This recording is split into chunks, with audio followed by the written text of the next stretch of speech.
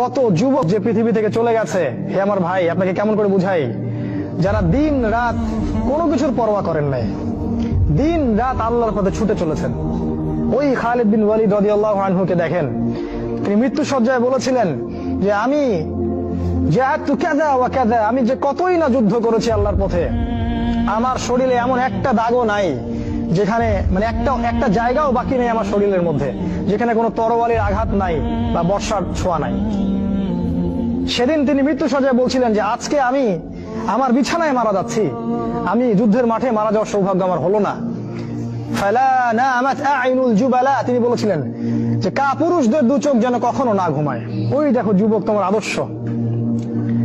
খুবাইব রাদিয়াল্লাহু আনহু, ইসলামের জন্য তাকে দায়ী করে পাঠানো হয়, রাজি নামক একটা জায়গায় কাফেররা তাকে ধরে ফেলে এবং তাকে শুল দণ্ড দিয়ে হত্যা করে। খুবাইব রাদিয়াল্লাহু আনহুকে যখন শুল দেয়া হচ্ছিল, তিনি বলছিলেন, এই কবিতাটা ভালো করে পড়বা, রাহিকুল মাকতুম বই আছে, লাস্তু উবালিহি না উক্তালু মুসলিমান। তাকে যখন শুল দণ্ড দেওয়া হচ্ছে, শুল দণ্ড মানে বোঝো, পিছন দিয়ে মানে লৌহ দণ্ড প্রবেশ করিয়ে মাথা দিয়ে বের করে দিত, কঠিন দণ্ড, একটা ফাঁসি টাসির চেয়েও ভয়ঙ্কর।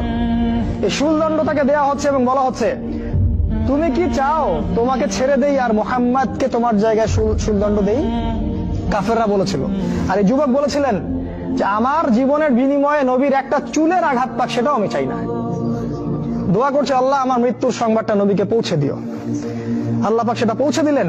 রাসূল মদিনা থেকে খবর পেয়ে গেলেন যে খুবাইবকে হত্যা করা হয়েছে। তিনি তখন কবিতা আবৃত্তি করছিলেন যে লাস্তু উবালিহি না উক্তালু মুসলিমান, আমি কোনো পরোয়াই করি না যখন আমাকে মুসলিম হিসেবে হত্যা করা হচ্ছে। আলাই জামিন কানা লিল্লাহি মাসরাই, আমাকে যেদিকেই পাশ ফেরানো হোক না কেন সেটা আল্লাহর জন্যই। ওয়াযালিকাল ইলাহু ওয়া ইয়াশা, এবং তিনি হচ্ছেন এমন ইলাহ যিনি যদি চান ইউবারিক আলা ফি কুল্লি শিলমি মিমাসা, তাহলে তিনি প্রত্যেকটা আমার গোশত টুকরা হাড্ডির মধ্যে বরকত দিতে পারবেন। এই কবিতা বলতে বলতে তার জান চলে যায়। এই যে তোমার আদর্শ, কখনো ভেবেছো তাদেরকে নিয়ে?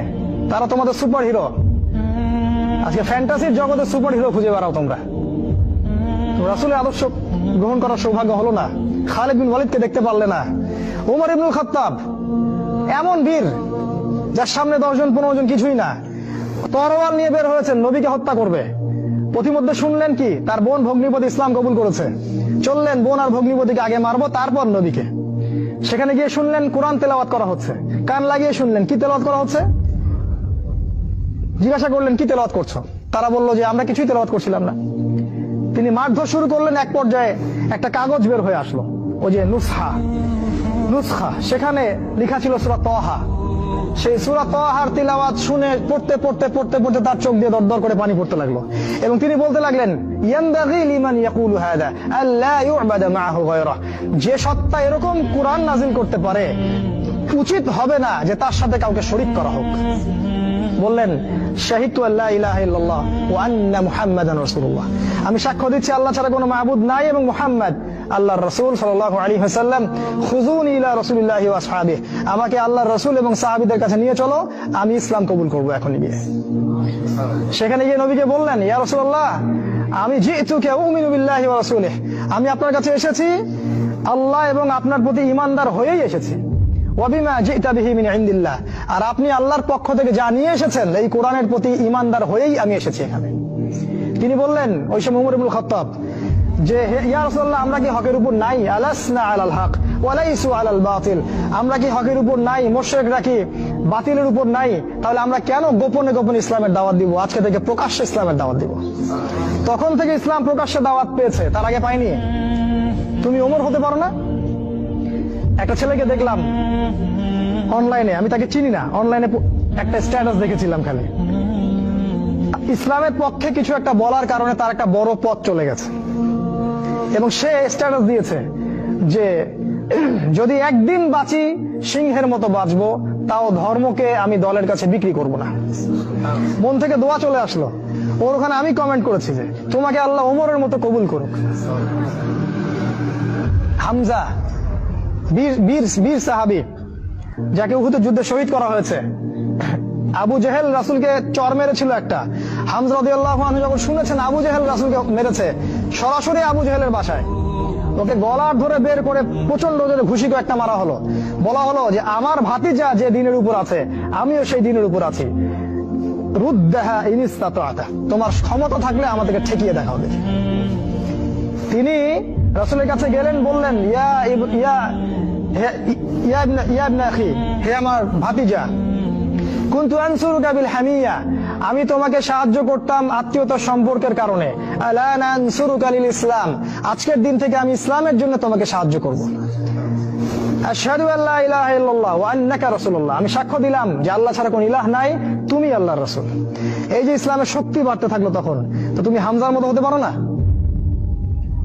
হামজা রাদিয়াল্লাহু আনহু উহুদের যুদ্ধে যখন করছিলেন, তার সামনে কোনো কাফের মুশরিক টিকতে পারে নাই। আমি তোমাকে বলিনি যে অস্ত্র নিয়ে এখন বের হয়ে যাও, কথা অন্যদিকে নিয়ে যাবা না, কথাটা অন্যদিকে ঘুরাবা না। এখন তো মিডিয়ার যুগ, কথা অন্যদিকে মানুষ ঘুরায় খুব সহজে। আমি বলেছি তোমার এই চেতনাটা নাই, তুমি হামজার মতো চেতনা ধারণ করতে পারো না, উমরের মতো চেতনা ধারণ করতে পারো না। অসংখ্য সাহাবী ছিলেন এরকম। মুসআব বিন উমাইর এত ধনী সাহাবী ছিলেন, যার আতরের খুশবু ছিল আরবের সবচেয়ে দামি আতরের খুশবু। ইসলাম কবুল করে সব ছেড়ে দিলেন, এক পোশাকে তাকে কবর দেওয়া হয়েছে উহুদের মাঠে। মানে তাকে যখন শহীদ করা হয়, তার দেহের মধ্যে এতগুলো তরবারির দাগ ছিল, তুমি কল্পনাও করতে পারবে না। এই সাহাবীকে রাসূল সাল্লাল্লাহু আলাইহি ওয়াসাল্লাম যখন দাফন করলেন, তাকে দাফন করার জন্য কোনো কাফন পাওয়া যাচ্ছিল না, ঘাস দিয়ে তাকে দাফন করা হয়েছে। এই হলো মুসআব বিন উমাইর রাদিয়াল্লাহু আনহু। কত সাহাবী চলে গেছেন এমন দুনিয়া থেকে, কত বীর যোদ্ধা চলে গেলেন পৃথিবী থেকে, আজ পর্যন্ত তোমাদের এই আদর্শগুলো তোমরা অর্জন করতে পারলে না। তোমরা এখনো সেই পশ্চিমা সভ্যতার গোলক ধাঁধায় পড়ে আছো। ওই ইহুদি, ওই খ্রিস্টান, ওই দাজ্জালের অনুসারীরা যা শিখাচ্ছে তাই শিখছো, যা গিলাচ্ছে তাই গিলছো, মিডিয়া যা দেখছো তাই বিশ্বাস করছো। আল্লাহ পাক তোমাদের সবাইকে যেন ইসলামের দিকে হেদায়েত দান করেন, ফিরিয়ে নিয়ে আসেন। আল্লাহুম্মা আমিন।